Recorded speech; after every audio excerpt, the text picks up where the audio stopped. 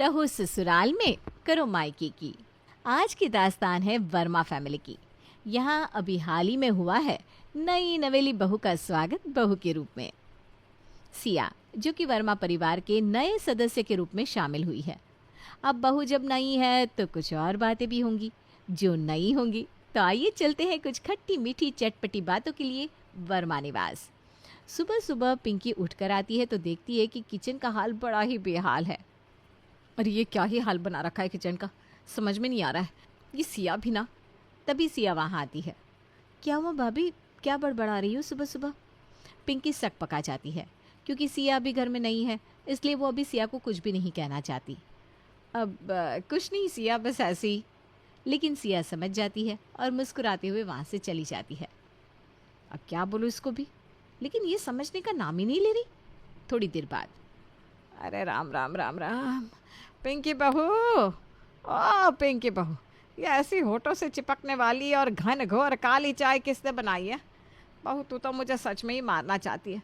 तुझे पता है ना मुझे कितने सालों से डायबिटीज़ की परेशानी है, लेकिन नहीं, तू तो सोचती है बुढ़िया जितनी जल्दी निकल जाए उतना ही अच्छा है, इस बुढ़िया से पिंड छूटे। सुषमा जी पिंकी की बात सुने बिना सब कुछ एक सांस में कह गई। वो मम्मी जी, ये चाय मैंने। तभी सिया वहाँ आती है। ये चाय मैंने बनाई है और मेरे मायके में ऐसी ही चाय बनती है। अरे चाय जब तक मीठी ना हो उसका कोई मज़ा है क्या मम्मी जी, आप ही बताओ। हमारे यहाँ तो ऐसी ही बनती है। और ये कहकर कमर मटकाती हुए चली जाती है। पिंकी और सुषमा तो उसकी शक्ल देखती रह जाती हैं।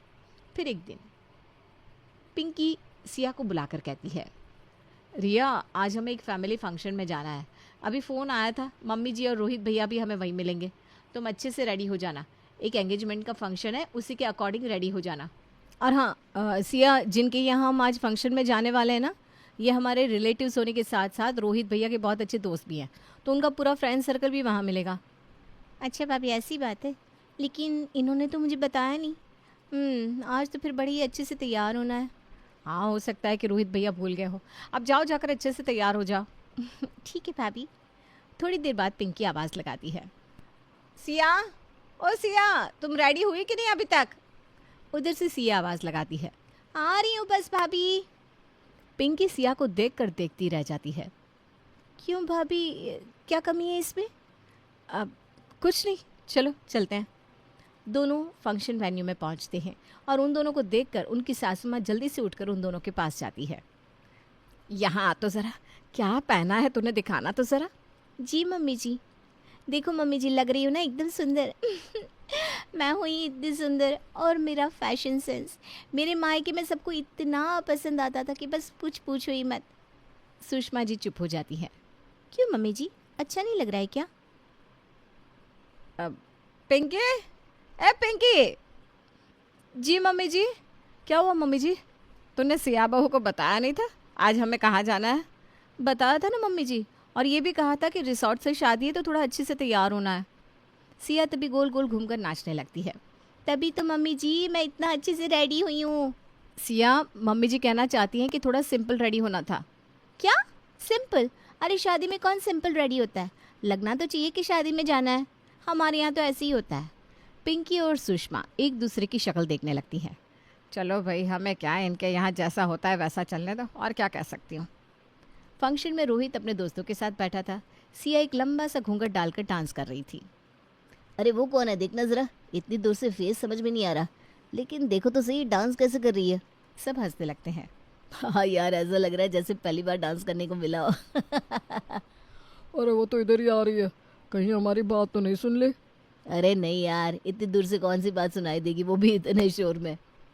अरे ये तो सिया भाभी है। मनीष और नमन दोनों जोर जोर से हंसने लगते हैं। रोहित का चेहरा उतर जाता है। जैसे ही सिया पास आती है, रोहित उसे साइड में ले जाता है। अरे रिया, ये इतना डार्क लिपस्टिक क्यों लगा रखा है? कितनी बढ़िया लग रही हूँ मैं। आप भी ना जरा नज़र घुमा कर देखो, पूरे ग्राउंड में सबसे ज़्यादा मस्त मैं ही लग रही हूँ। अरे सिया, इतनी लाली लिपस्टिक लगाया हुआ तुम्हें कोई दिख रहा है यहाँ, बताओ। तब तक सास और जिठानी भी वहाँ आ जाती हैं। बहू, ऐसे कौन डांस करता है? थोड़ा हिसाब से नाचो, कोई तुमको रोक थोड़ी ना रहा है, लेकिन हर चीज़ में थोड़ी लिमिटेशंस अच्छी लगती है। हाँ सिया, मम्मी जी ठीक कह रही हैं। थोड़ा सा सिर पर पल्लू रख लो तो अच्छा लगेगा, बस इतना ही। आजकल सब करते हैं, लेकिन इतना लंबा घूंघट तो अब कोई नहीं लेता। हमारे यहाँ तो ऐसा ही होता है मम्मी जी। मैं अब हर बात ना आपके हिसाब से तो करूँगी नहीं। और भाभी, आप मुझे हर बात सही गलत मत बताया करो। मैं आपकी तरह मम्मी जी की हाँ में हाँ नहीं मिला सकती हूँ। ये कहकर सिया वहाँ से चली जाती है और सब एक दूसरे की शक्ल देखते रह जाते हैं। अगले दिन सुबह सुषमा जी और सुरेश जी बाहर हॉल में बैठे थे और पिंकी बहू किचन में सबके लिए नाश्ता तैयार कर रही थी। तभी रोहित भी अपने कमरे में से निकलकर बाहर आता है।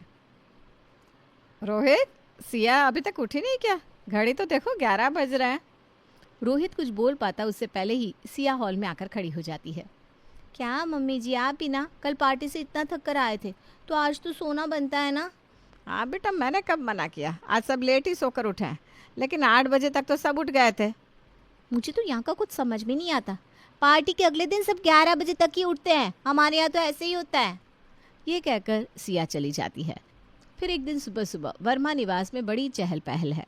सिया और पिंकी किचन में काम कर रही हैं। सुषमा जी बार बार दरवाजे की तरफ निहार रही है।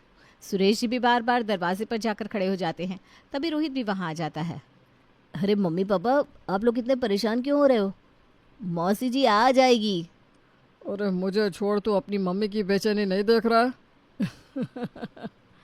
तीनों हंसने लगते हैं।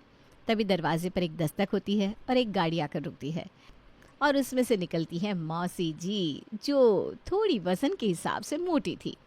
अरे कहाँ रह गई सुषमा तू? मुझसे भी ज्यादा भारी शरीर की हो गई क्या, जो तुझसे बाहर तक नहीं आया जा रहा? सुषमा जी बाहर आती है और अपनी बहन से गले मिलती है। अरे नहीं नहीं जीजी, ऐसी कोई बात नहीं है, वो तो अब बुढ़ापे का शरीर है। अच्छा, तुम्हारा बुढ़ापा, तो अब हमें तो स्वर्गलोक में सीट ही बुक करा लेनी चाहिए। अरे क्या आप लोग भी दरवाजे पर ही शुरू हो गई? चलिए मौसी, अंदर आइए, बैठकर बातें करते हैं। वैसे भी आपकी बातों के लिए हम लोग कब से तरस रहे हैं।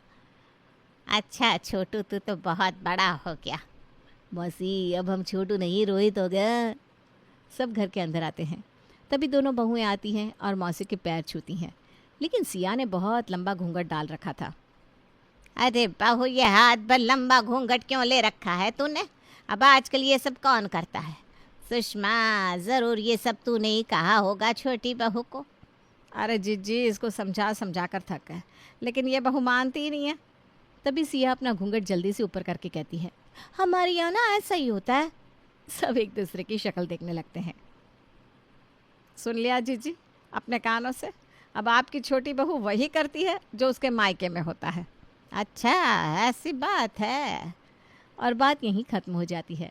थोड़ी देर बाद सब खाने के टेबल पर मिलते हैं। वहाँ किचन में पिंकी और सिया काम कर रहे हैं। पिंकी दाल बाटी चूरमा सब चेक करती है। क्या टेस्ट है, एकदम ज़बरदस्त। आज तो मौसी जी खाकर एकदम खुश हो जाएंगी। वैसे भी मौसी जी को मेरे हाथ का दाल बाटी चूरमा बहुत पसंद है। आज न जाने कितने सालों के बाद उनको खिलाने का मौका मिला है। सिया, तुम बाहर खाना परोस कर ले आना, तब तक मैं बाहर टेबल पर जाकर देखती हूँ। पिंकी बाहर जाकर टेबल वगैरह मैनेज करने लगती हैं। तब तक सिया सबके लिए खाने की थालियाँ लाकर टेबल पर रख देती है। पिंकी सबको खाने के लिए आवाज़ लगाती है। मौसी जी, मम्मी जी, पापा जी, रोहित भैया, सब जल्दी आ जाओ, गर्मा गर्म खाना रेडी है। सब लोग आकर टेबल पर बैठ जाते हैं और मौसी जी भी खाने के लिए बाटियां तोड़कर प्लेट में रखने लगती हैं। लेकिन जैसे ही उन्होंने दाल उठाकर प्लेट में डाली, पूरी दाल एकदम से प्लेट में गिर गई। अरे ये क्या है पिंकी बहू, इतनी पतली दाल? ऐसा लग रहा है कि पिंकी बहू पहली बार दाल बाटी बना रही है। पिंकी ये देखकर शॉक्ड हो जाती है।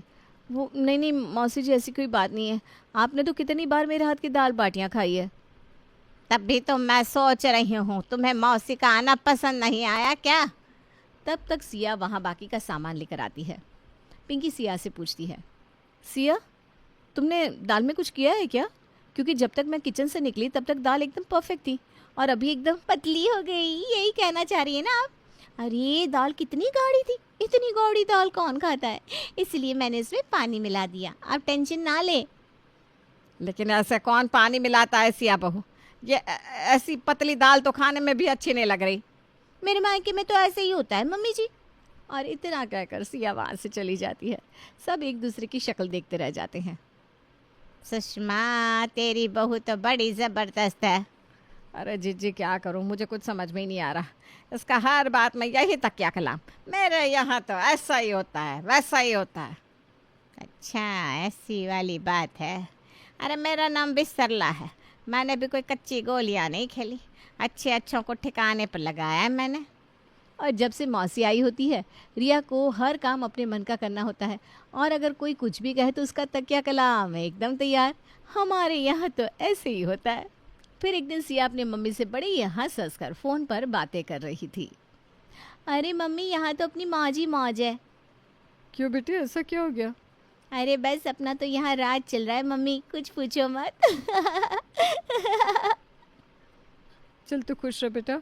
और एक माँ को क्या चाहिए कि उसकी बेटी अपने ससुराल में खुश है। इससे बड़ी बात क्या हो सकती है। लेकिन ऐसा क्या जादू चला दिया तूने जो सब तुझसे खुश है? अरे मम्मा, मैं बस कह देती हूँ कि हमारे यहाँ तो ऐसे ही होता है और सब मान लेते हैं।